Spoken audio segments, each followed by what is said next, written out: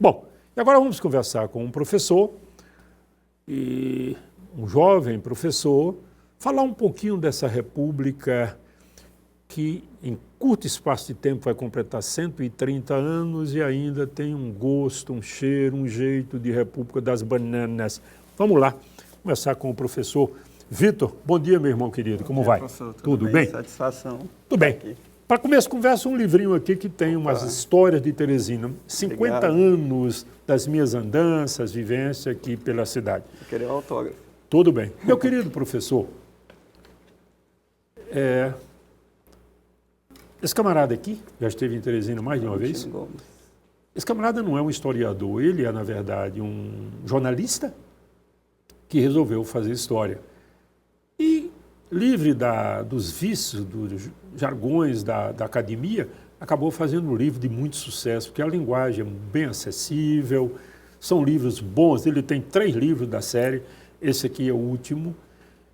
E ele disse que a República, na verdade, não foi um movimento articulado, foi uma quartelada mal realizada e com consequências mais ou menos incertas.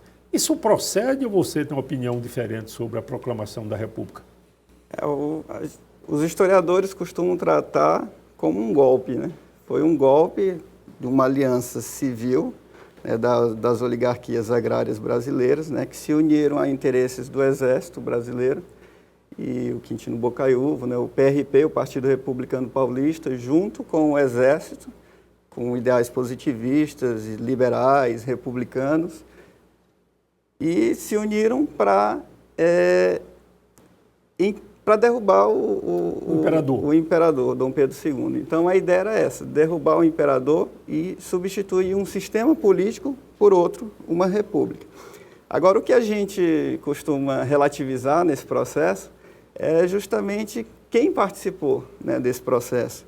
Será que a população, a população em geral participou? Será que foi uma jogada política para manter as velhas estruturas agrárias, escravistas, latifundiárias, exportadoras, né? E a gente sabe que isso teve continuidade, né? Esse projeto econômico, ele durou até os anos 30, né? Quando, na era Vargas, os rumos do país começaram a mudar.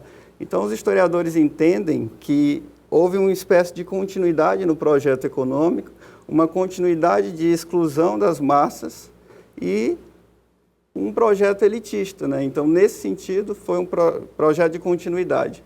Ruptura do sistema político. Antes, monarquia. Agora, depois do 15 de novembro de 1889, seria uma república, né? A partir de então. Mas, se a gente pegar o conceito de república, né? Que é um conceito clássico, que vem do latim, né? Res publica, coisa pública. Né? Então, aí há algumas contradições, né? Se a gente for buscar na etimologia da palavra. Porque, via de regra, uma república ela é eletiva, uma república ela é representativa e uma república ela é transitória. Né? Então, talvez ela não tenha sido feita a priori com essas finalidades. Né? Representativa não. O historiador, cientista político José Murilo de Carvalho, no seu livro Os Bestializados, né, da transição da monarquia para a república, ele analisa a cidade do Rio de Janeiro especificamente. Mas ele é o centro, né, dinâmico, econômico e político da nação, então ele se apropria de uma fala do Aristides Lobo, que era um propagandista da República, e ele diz assim, o povo assistiu bestializado, mas ele relativiza isso, né? Essa ideia da gente enxergar o povo sempre como passivo, né, de uma ordem que vem, né, sem um processo de resistência, é meio perigoso dentro da história. Né? Então, hoje, as propostas revisionistas, né, as releituras da história, já vê a história num outro sentido, né, na contramão da resistência. Né? Quer dizer, houve sim um projeto elitista, imposto, mas esse assistir bestializado... Bestializado eu acho que realmente é uma expressão um tanto forte, não é? E eu tenho todo respeito pelo Murilo, que é um historiador sério, né? Agora, a história do Brasil é meio complicada realmente. Você tem a transição, quando Dom João sai do Brasil por razões estratégicas, deixa o filho para dar continuidade. A independência do Brasil foi também meio que uma história muito mal contada. Você é professor, sabe que, com exceção da Bahia e do Piauí, não houve guerra nenhuma, não houve ruptura no sentido específico. O que houve foi uma acomodação de interesses e forças. É meio estranho um país que se faz sempre com acordos e conchavos. Não teria que desaguar no que chegou? Não é meio previsível isso, meu irmão, Vitor? É verdade, eu concordo com o senhor. E é justamente isso. Foi um acordão, né? Porque Sim. o Brasil ele se manteve uma monarquia até o final do século XIX, a revelia do que ocorreu nas outras repúblicas da América Espanhola. Né? Que conquistaram seu processo de independência e proclamaram sua república junto com o processo de suas revoluções de independência. E no Brasil foi diferente, talvez isso se explique, o próprio professor Laurentino, jornalista, né, ele diz isso tem muito a ver com a presença efetiva da corte no Brasil, né, uma história única do mundo, né, nunca uma corte portuguesa, foi a primeira e única vez na história que aconteceu isso. Então essa presença efetiva da corte portuguesa no Brasil talvez explique essa força da monarquia aqui, do que não ocorreu no restante da América Espanhola. Mas é isso mesmo que aconteceu, foi um conchavo, um acordão, e a elite agrária, escravista, latifundiária, monocultora, exportadora, via na figura de Dom Pedro o legítimo representante dos seus interesses. Então, esse projeto ele foi mantido. Ele foi. Aliás, se nós prestarmos bem atenção, o Brasil faz mais ou menos assim, vamos mudar tudo para não mudar nada, para que as coisas continuem, por favor. Não pense que esse projeto se extinguiu, não. Esse projeto está em curso. Sempre que há uma manifestação ou manifestações de insurgência, o que nós temos é uma acomodação das elites que vão sempre defendendo os seus interesses. Não por acaso o Brasil nunca realizou uma reforma agrária, que era o pressuposto primeiro, quando da independência, não aconteceu. Quando da abolição da escravatura, que era o momento oportuno para se realizar uma reforma agrária neste país, não aconteceu. O resultado, qual foi o papel que sobrou para o negro nessa história, meu querido Vitor? É isso que acontece. Quando foi um processo gradativo, né, paulatino e lento, e de abolição, havia um movimento abolicionista forte, interno, havia uma pressão externa também da Inglaterra, né, que não tinha mais interesse na escravidão, não por razões humanitárias, mas sim por razões econômicas. E, diante dessa pressão, isso culminou com a Lei Áurea em 1888, diante de outras leis que vieram antes.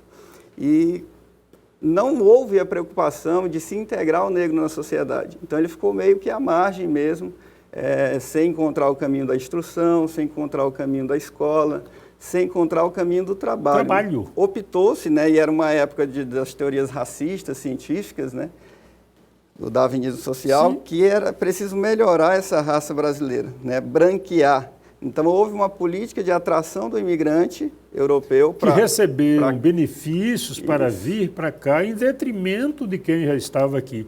Você que está em casa, e o Vitor deve saber disso, há um piauiense, infelizmente, muito pouco valorizado, chamado Clóvis Moura.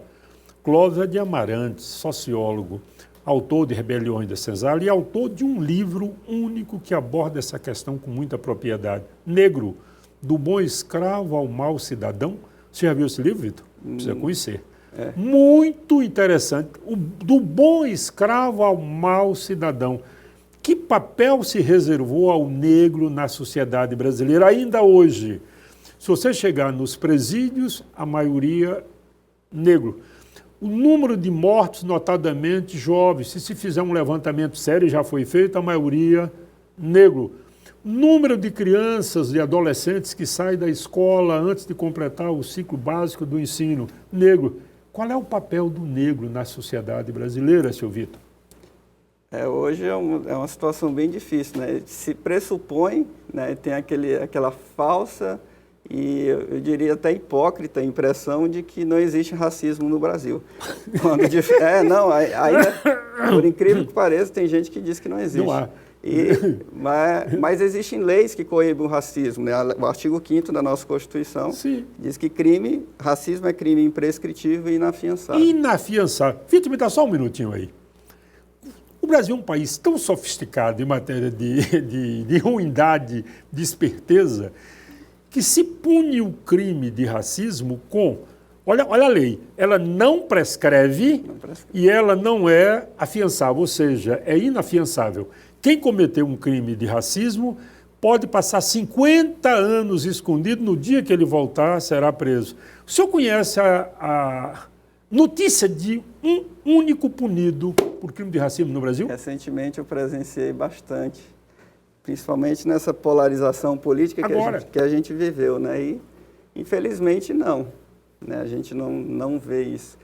Mas existe racismo, se não existisse racismo, não existiam regras para coibir. Sim. E é uma dívida histórica que nós temos, desse nosso passado escravista, desigual. Né? Então, é uma coisa cultural e que a gente tem que desconstruir. Não vai ser fácil. Não vai ser fácil. Mas não, tem que ser desconstruído aos poucos. Não vai ser fácil, não. Você sabe que eu ouvi?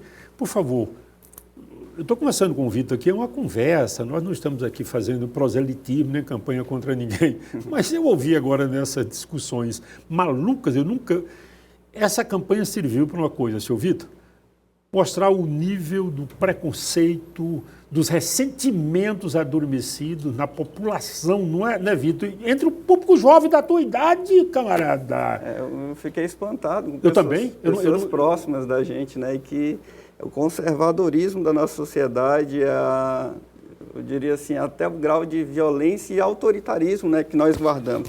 Você falou muito bem da questão do Estado brasileiro, quer dizer, o Estado ele nasce em cima da nação. Né, que é o projeto é esse, e até hoje esse projeto existe.